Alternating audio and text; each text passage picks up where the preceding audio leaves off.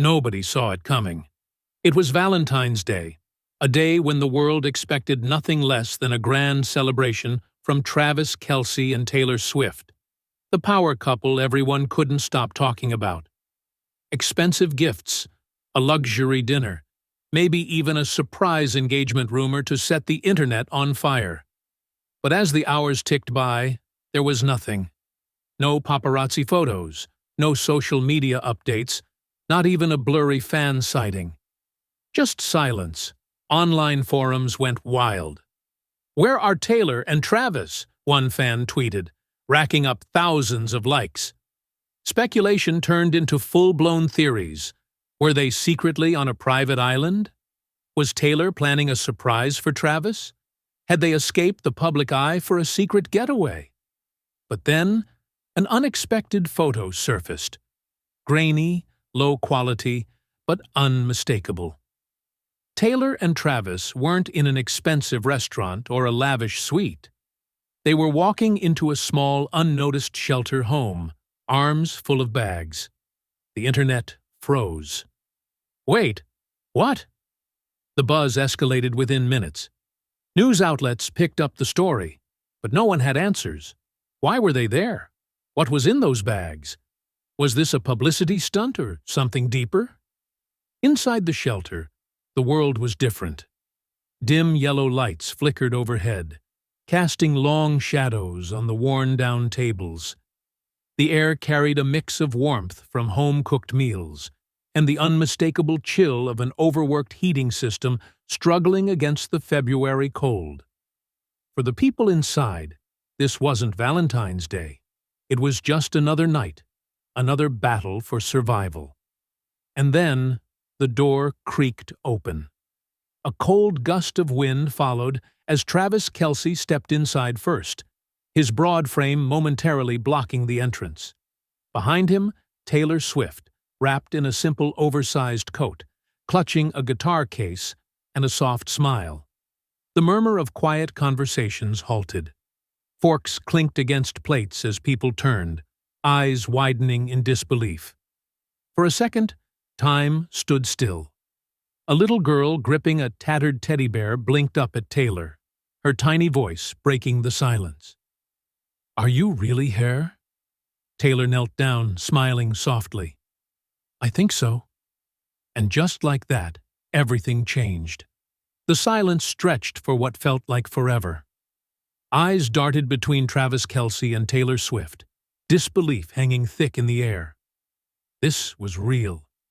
They were standing right there, in the middle of a shelter home, far away from flashing cameras and luxury dinners. A little boy, barely 6 years old, tugged at his mother's sleeve, whispering, "Why are they here?" His mother, just as shocked, had no answer. Travis cleared his throat, breaking the tension. "Hey guys," he said, his voice warm but a little unsure. "Mind if we crash your Valentine's Day?" A few soft chuckles rippled through the room. Then Taylor stepped forward, kneeling beside the little girl still clutching her teddy bear. "I hope it's okay if we spend today with you," she said gently. The girl nodded, her fingers tightening around the bear's worn-out fabric. The air shifted. What was once hesitation turned into something softer, lighter. A mother at the back of the room wiped her hands on a faded apron, smiling shyly.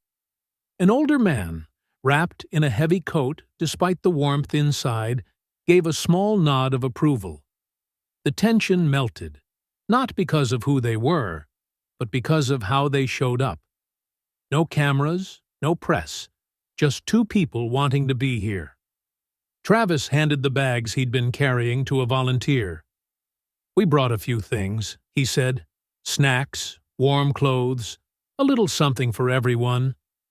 The volunteer peeked inside and gasped softly. Everything was brand new. Coats with price tags still attached, sneakers in different sizes, even small Valentine's treats wrapped in ribbons. Taylor glanced at the corner of the room where a few kids were huddled together, whispering excitedly. She smiled. "You guys want to hear a song?" The room lit up. The kids nodded eagerly, scooting closer as she pulled out her guitar. The elderly man leaned forward, resting his hands on his cane, and the mothers exchanged glances, their eyes glistening. For the first time that night, there was no worry, no heaviness, just anticipation. Taylor strummed the first few notes, her voice soft but rich, carrying through the room like a lullaby. A teenage girl near the back closed her eyes, mouthing the lyrics. A young boy tapped his hands against his knees, keeping rhythm.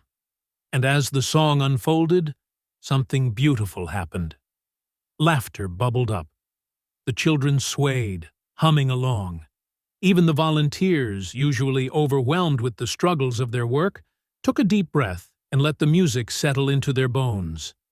Meanwhile, Travis had gravitated toward the group of boys eyeing him with wide, curious eyes. "You guys play football?" he asked, tossing a small foam ball in his hands. One of them, no older than 10, nodded eagerly.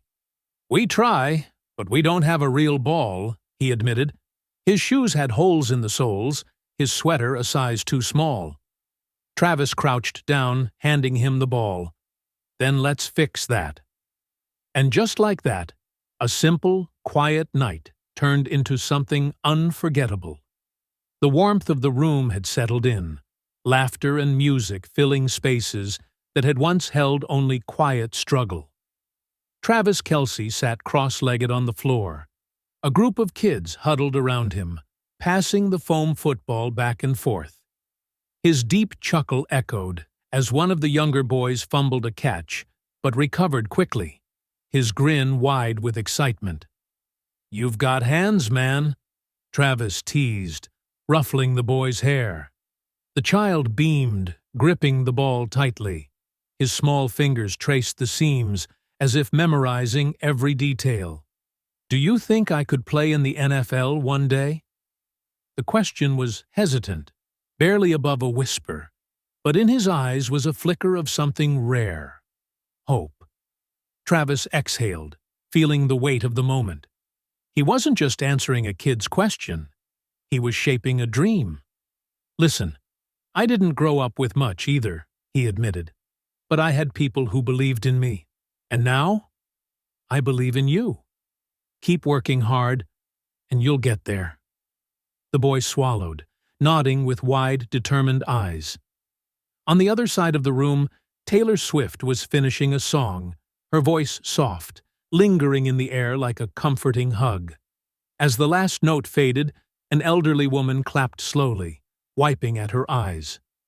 "That was beautiful, dear," she murmured, her voice thick with emotion. Taylor set her guitar aside and reached for the woman's hands, squeezing them gently. "Music has a way of making the world feel a little softer," she said, "even on the hardest days." And in that moment, no one was thinking about their struggles, their losses, or the weight of the world outside. They were simply there, together, in the warmth of kindness.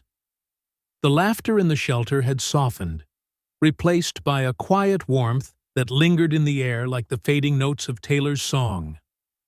Families sat closer together, some holding hands, some wiping away tears they hadn't expected to shed. It was more than just a visit. It was a moment of connection. Travis stood, clearing his throat, his voice steady but carrying something heavier beneath it. "Taylor and I talked about this, and we wanted to do something special," he said, glancing around at the faces now filled with anticipation. "We know times have been tough, and we don't think anyone should have to worry about where they'll sleep or how they'll get their next meal." A hush fell over the room. A mother in the back straightened, her hand tightening around her son's shoulder. An elderly man, who had been sitting silently by the heater, suddenly looked up, his fingers gripping the edge of the table. Taylor stepped forward, her voice gentle yet unwavering. That's why we're covering an entire year's worth of housing and meals for every family here, she announced. Gasps. A woman covered her mouth, tears streaming down her face. A child clung to her father's leg, confused but smiling because everyone else was. One by one, emotions broke through. Disbelief, relief, gratitude. Then someone started clapping. Another followed. And soon the room erupted, not in cheers, but in something deeper. In gratitude that couldn't be put into words. Tears glistened in the dim shelter lights, faces reflecting a mix of shock, relief, and overwhelming gratitude. A mother pressed her hands to her lips, shaking her head in disbelief. "You mean, for real?" she whispered, her voice cracking. Travis nodded, his eyes soft. "For real." Taylor took a step closer, kneeling beside a little girl who was gripping her teddy bear like it was the only thing keeping her steady. "No more worrying about where you'll sleep, sweetheart. You're safe now." The girl blinked, then threw her arms around Taylor's neck. The room was silent, but the emotion was deafening. A father pulled his son into his chest, his shoulders shaking. An elderly woman wiped her face with trembling fingers, whispering prayers under her breath. Outside, the world had no idea what had just happened. But soon, it would. By the time Taylor and Travis stepped back into the cold night, the internet was already buzzing. A single tweet, a blurry picture, and a caption that read, "This is what love looks like." Sometimes, love isn't about grand gestures. It's about showing up. If you believe kindness can change lives, like this video, drop a heart in the comments and share this story with the world.